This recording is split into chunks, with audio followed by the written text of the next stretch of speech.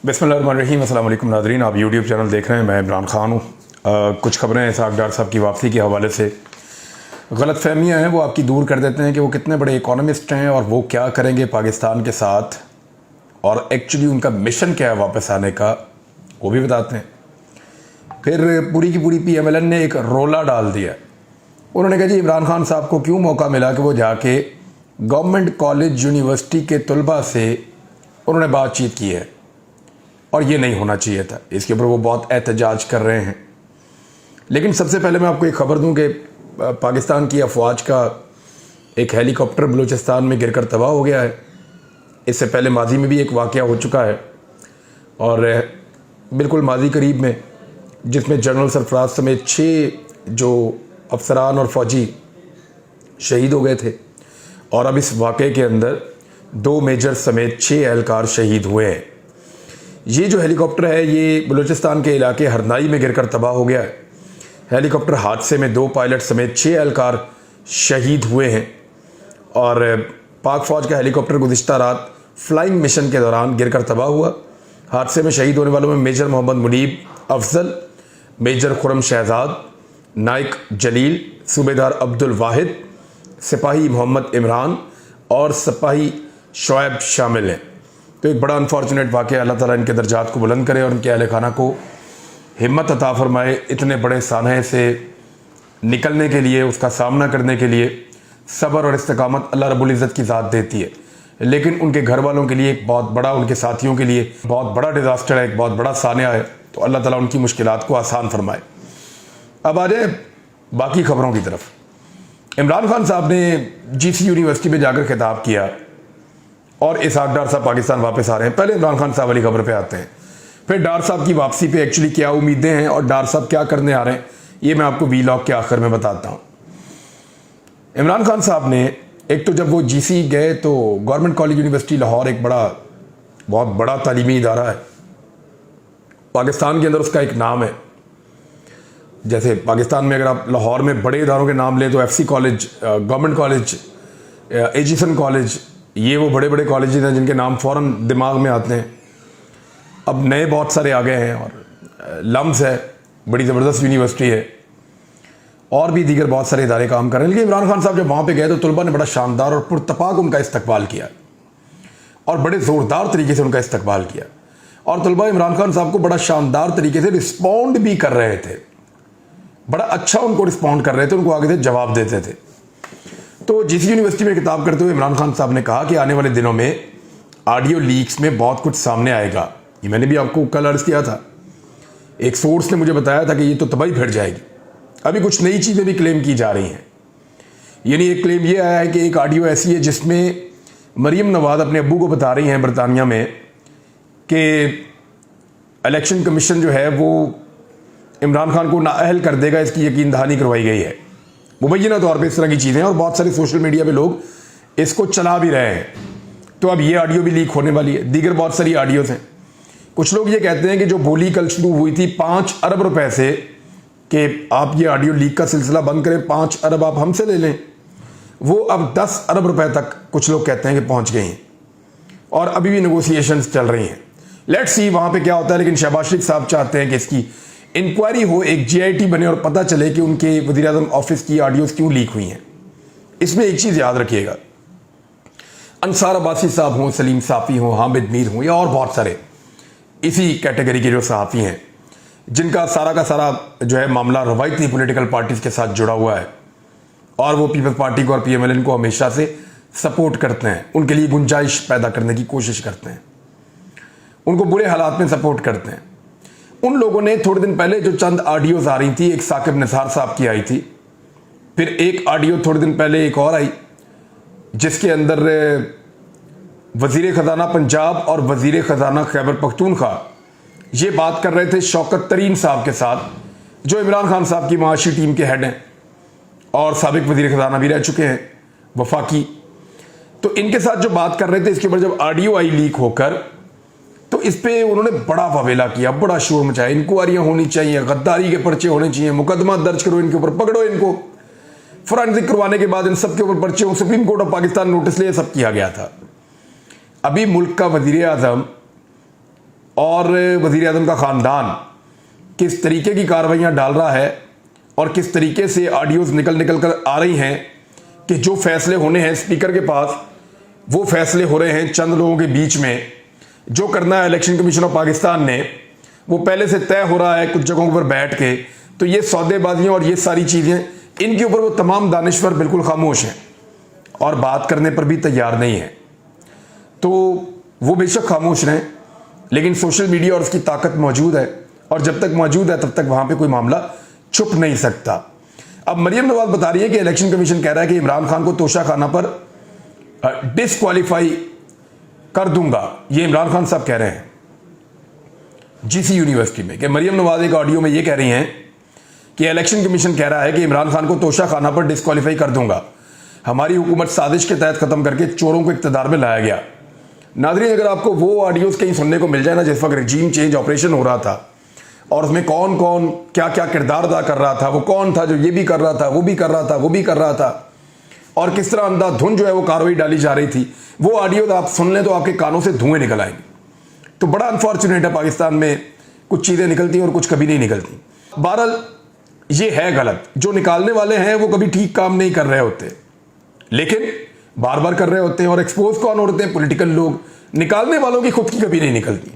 अगर निकालने वालों की अपनी ऑडियोज निकल आए ना, पाकिस्तान का मसला ही हल हो जाएगा। बहरहाल हमारी हुकूमत को साजिश से ख़त्म करके चोरों को इक़्तिदार में लाया गया, यह इमरान खान साहब ने कहा। इंपोर्टेड हुकूमत ने कौम को बदतरीन महंगाई में धकेल दिया है।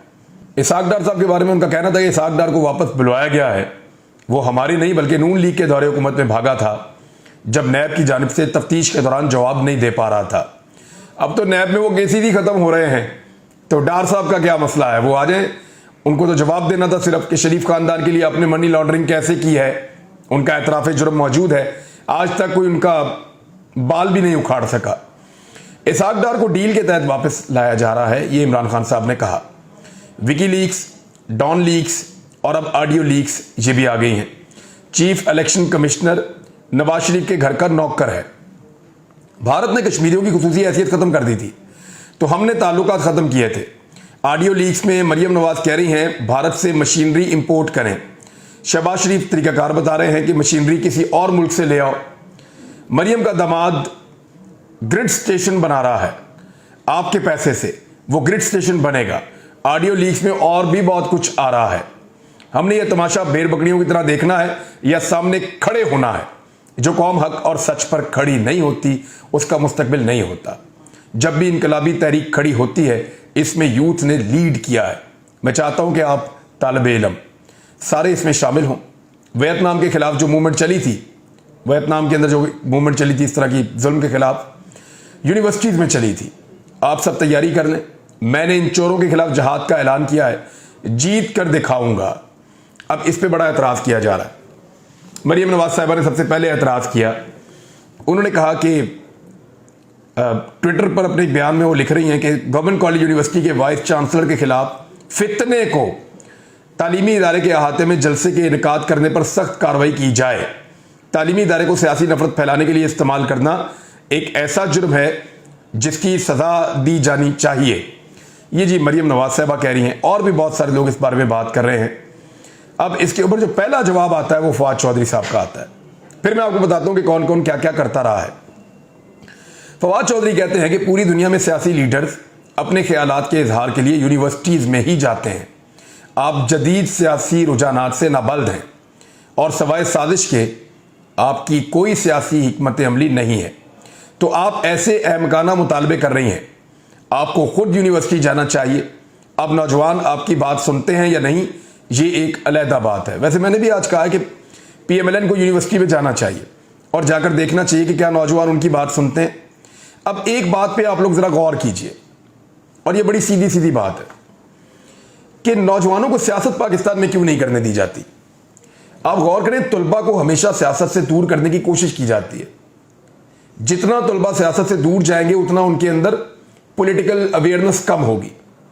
जितना वो सियासत के अंदर रहेंगे उनके अंदर उतना ही ज़्यादा एतमाद पैदा होगा और वो एक दूसरे को कायल करने की और दलाइल देने की कोशिश करेंगे। आहिस्ता आहिस्ता लड़ाई से दूर जाएंगे और वो पॉलिटिकल एक्टिविटीज़ के अंदर ज़्यादा सीखेंगे कि दूसरे को कन्विंस कैसे करना है। बहस व मुबाहिसा कैसे करना है, ये बहुत ज़रूरी है। लेकिन पाकिस्तान की एस्टेब्लिशमेंट और पाकिस्तान की रवायती सियासी जमातें वो ये बात तय कर चुकी हैं कि तलबा को सियासत में नहीं आने देना। वजह यह है कि तलबा सवालात पूछने के आदी होते हैं और उनके पास यानी सवालात भी होते हैं और टाइम भी होता है। तो अगर ये फोर्स खड़ी हो गई तलबा की तो ये एक बहुत बड़ी मुसीबत बन जाएगी। इनको जवाब कौन देगा और इनको हैंडल कैसे करेंगे? इमरान खान साहब जब गए तो वो नज़र आ रहा था, PMLN ने हमेशा से मुखालफत की है कि तलबा को तो बिल्कुल सियासत में नहीं आने देना। जब ये तलबा की सियासत को इस्तेमाल करते थे तो उस वक्त ये कत्ल व गारतगिरी भी करवाते थे, लेकिन तलबा को कभी हकीकी सियासत नहीं करने दी गई। हालांकि कायदे आज़म मोहम्मद अली जिन्ना की जो तहरीक थी उसमें जो तलबा थे वो उनका हर अव्वल दस्ता थे, तो तलबा का पाकिस्तान बनाने में बड़ा अहम किरदार था।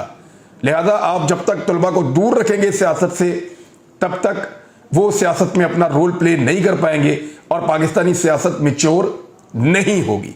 इनको सियासत के अंदर चाहिए होते रोबोट, ऐसे लोग जो बिल्कुल ना समझने की सलाहियत हो ना सवाल करने की सलाहियत हो, बस पीछे चलते रहे भीड़ चाल। तलबा जो हैं वो सवालात करते हैं, वो दिमाग वाले लोग होते हैं।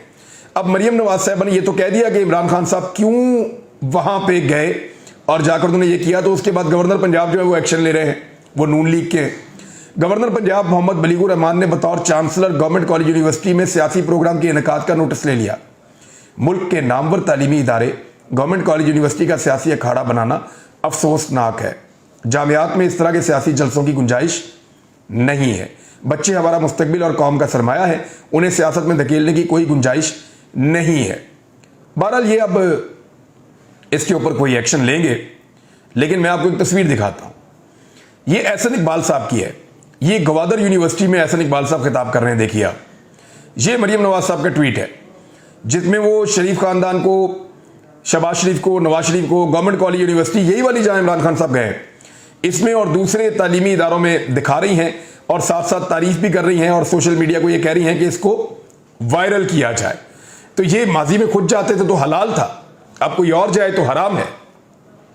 मुस्लिम लीग नून ने कितनी कितनी गंदी गालियां खवातीन को दी और कितना हरासा किया खवातीन को, उसके विजुअल एक मरतबा फिर वायरल हो गए हैं, क्योंकि मरियम औरंगजेब के साथ जो हुआ वो गलत और उसके ऊपर लोग तनकीद कर रहे हैं, लेकिन वो भूल गए कि मुस्लिम लीग नून ने खुद लोगों के साथ, खवातीन के साथ क्या किया और कैसे हरास किया है।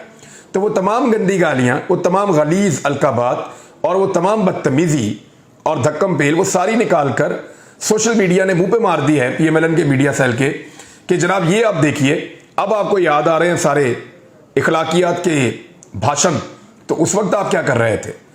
तो अब इसका किसी के पास कोई जवाब है नहीं और कोई दे नहीं रहा। इसहाक डार को लाने के दो मतलब है। नंबर एक, इसहाक डार को लाकर कोई काम पूरा करवाना है। नंबर दो, मिफ्ता इस्माइल की नाकामी का एतराफ़ कर दिया गया है कि मिफ्ता इस्माइल कामयाब वजीर खजाना नहीं था, या वो कंट्रोल में किसी और के था, इस हुकूमत के कंट्रोल में नहीं था। आर्मी चीफ ने जो बातें बता रखी हैं माजी में इसहाक डार के हवाले से, वो बहुत अहम है और बहुत सारी चीज़ें वो माजी में कह चुके हैं। और जावेद चौधरी साहब ने भी एक कॉलम इस पे लिखा था, उसकी कुछ चीज़ें हैं वो अगर आप देखें तो। नंबर एक तो उसमें ये जावेद चौधरी साहब ने 6 मई 2021 को लिखा था। उन्होंने कहा कि शाइस्ता खान अब्बासी की सरबराही में नेशनल सिक्योरिटी कमेटी की मीटिंग हुई थी और इस मीटिंग में chairman joint chief of staff general Zubair Hayat, army chief general Qamar Javed Bajwa, air chief marshal, naval chief और नेवल चीफ एडमिरल ज़काउल्लाह शामिल नहीं थे।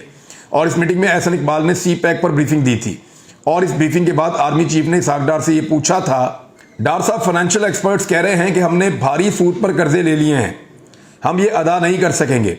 डार साहब खामोश रहे थे और फिर वज़ीर आज़म के इशारे पर फवाद हुसैन फवाद ने जवाब दिया था और फवाद साहब ने यह तस्लीम किया था ऑरेंज लाइन और मेट्रो ट्रेन को CPAC में शामिल करने की वजह से इंटरेस्ट में इजाफा हुआ है। फवाद साहब ने यह भी माना था कि ये कर्जे 2019 में पाकिस्तान के लिए बहुत बड़ा चैलेंज होंगे। डार साहब जवाब दें, सच तो ये है, जनरल कमर जावेद बाजवा ने इस वक्त डार साहब से कहा था। तो डार साहब, अगर हम मेट्रो का टिकट 240 रुपये रखें तो भी हम बड़ी मुश्किल से किस्तें अदा कर सकेंगे। आप हमें समझाएं, हम 20 रुपये चार्ज करके कर्जा कैसे अदा करेंगे? जनरल बाजवा ने यह भी कहा था, मैं कर्जों के खिलाफ नहीं हूं, लेकिन हमें कर्जे लेकर तरबेला और मैंगला डैम जैसे मंसूबे बनाने चाहिए। ये 5-7 साल में अपनी कास्ट भी पूरी कर लेते हैं और मुल्क को भी लॉन्ग टर्म फायदे होते हैं। हम 240 रुपये का टिकट बेच कर ये कर्जा कैसे उतारेंगे? डार साहब इस वक्त अपना चेहरा कभी दाएं घुमाते थे, कभी बाएं घुमाते थे। जनरल साहब कुछ फैसले सियासी भी होते हैं और इस वाकये के 3 सर्विसेज चीफ समेत 40 लोग गवाह हैं, यानी वो लोग शामिल थे। वो एक जुमले की गलती है बीच में लिखने में। फिर एक और इल्ज़ाम डार साहब पे ये लगा, स्टेफनो पोंटेकोवो पाकिस्तान में इटली के सफीर थे। ये army chief general Qamar Javed Bajwa के पास गए थे और उन्होंने कहा था वेस्पा कंपनी पाकिस्तान में 2 प्लांट लगाना चाहते हैं, लेकिन देखे ना वो प्लांट अब मरियम नवाज के दामाद का तो नहीं है जो फौरन लग जाएगा और आ जाएगा, चाहे वो इंडिया से भी आना चाहे। वेस्पा कंपनी इटली से 2 प्लांट लाना चाहता था, लेकिन वजीर खजाना इसहाक डार ने वेस्पा की इंतजामिया से कमीशन मांग लिया। जनरल बाजवा ने यह इशू भी नेशनल सिक्योरिटी कमेटी की मीटिंग में उठाया था। कमेटी में शामिल तमाम लोगों ने यह बात सुनी थी, लेकिन किसी ने इसहाक डार से वजाहत नहीं मांगी थी। ये है जनाब इसहाक डार साहब। अब मैं आपको इसहाक डार साहब के बारे में बताता हूं कि इकोनॉमिक्स में एमएससी और पीएचडी तक डॉक्टर मंसूर क्लासरा साहब ये क्लेम करते हैं कि उन्होंने बहुत स्टडी किया है इसहाक डार को, और इसहाक डार की माशी हिकमत अमली को बहुत गौर से उन्होंने देखा और पढ़ा और डिस्कस भी किया है। पहले तो इसहाक डार एक माहिर माशियात नहीं है, बल्कि वो एक अकाउंटेंट हैं, वो एक अकाउंटेंट हैं, चार्टर्ड अकाउंटेंट। और वो ऐसे अकाउंटेंट हैं जिनको फर्जी डाटा के हेर फेर में महारत हासिल है, यानी वो चीज़ों को कम या ज़्यादा करने के अंदर, चीज़ों को घुमाने के अंदर, लोगों को बेवकूफ़ बनाने के अंदर उनकी महारत है। माशी प्लान से या तरक्की से उनका दूर दूर तक कोई वास्ता नहीं है। तो अब डार साहब को लाकर एक नया तजुर्बा किया जा रहा है। ये पाकिस्तान की मईशत के साथ एक नया खिलवाड़ होगा। पाकिस्तान के ताकतवर हल्के पहले से जानते हैं, लेकिन उनका इसमें क्या, वो तो न्यूट्रल है। अब तक के लिए इतने, अपना ख्याल रखिएगा, अपने इस चैनल का भी। अल्लाह हाफिज़।